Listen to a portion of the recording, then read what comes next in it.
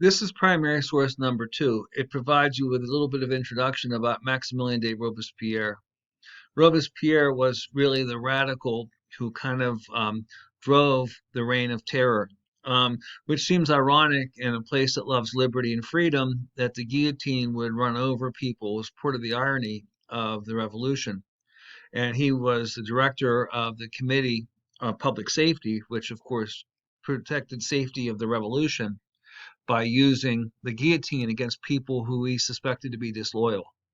A couple of things to remember as you read this. The emigres had left France, and they were nobles who had hoped, with the help of kings around Europe, would be able to reinstall a monarchy and bring back the old regime.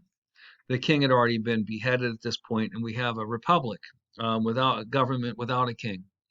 So Robespierre is attempting to try to define, when societies generally define what is fair based on history, based on tradition.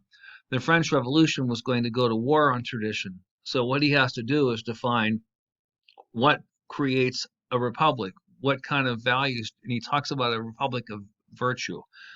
And he defines what virtue is and how virtue requires that we make sacrifices and that that the republic itself has to purge itself or destroy forces within the country that are not virtuous.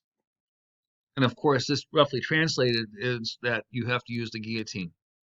So read the source. There's questions at the end that will kind of help you see that you don't have to answer those questions, obviously, but they'll help you get some background as to really what this whole document is about. So you want to be able to analyze it, discuss it. And Robespierre is attempting to try to figure out how can we create a government based on reason and purge ourselves of old ways of thinking? Because the French Revolution, like Rene Descartes in science, was attempting to create something new out of nothing.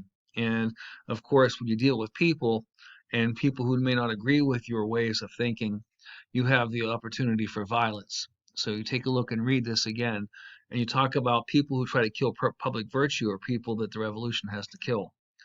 A little piece of note is that Robespierre himself would be beheaded by the guillotine, and that would end the reign of pretty much be the last wave of the reign of terror.